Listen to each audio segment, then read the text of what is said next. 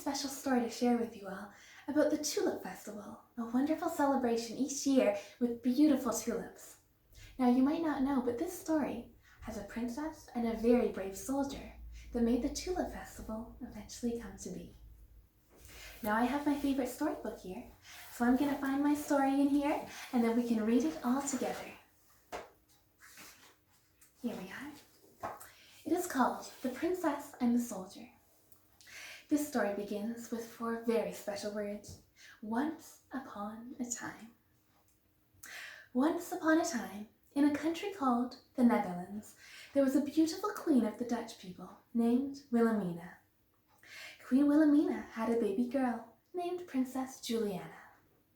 When Princess Juliana grew up, she married a prince called Bernard, and they had 2 baby princesses of their own, Beatrix and Irene. Now one day, a terrible war came to the Netherlands. Queen Wilhelmina sent her daughter and her grandchildren to safety in a country far across the Atlantic Ocean called Canada. They lived happily in the city of Ottawa, where the Prime Minister and his Parliament lived. A few years later, Princess Juliana and Prince Bernard found out that they were going to have another baby. In January of 1943, the baby princess was born. Her name was Marguerite.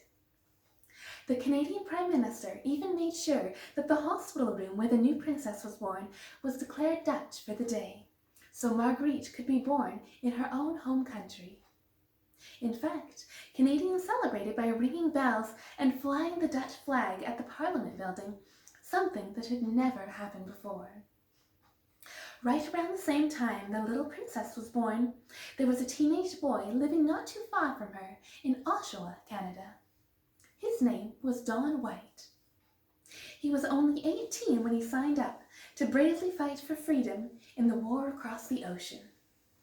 After a long struggle, Don ended up being one of the Canadian soldiers that helped free the people of the Netherlands. 2 years later, Don returned home to his family in Canada, and Princess Marguerite was finally brought home to her kingdom of the Netherlands. Queen Wilhelmina was so happy to see her daughter and her 3 granddaughters back home, safe and sound.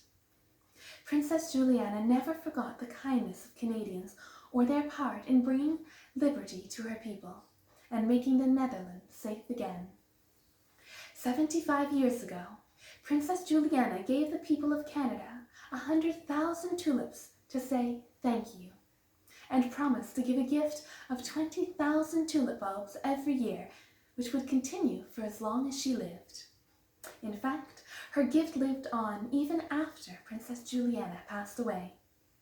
75 years later, her daughter, Princess Marguerite, heard the story of the very brave soldier, Don White, and invited him to come to the Netherlands to receive a very special gift of tulips.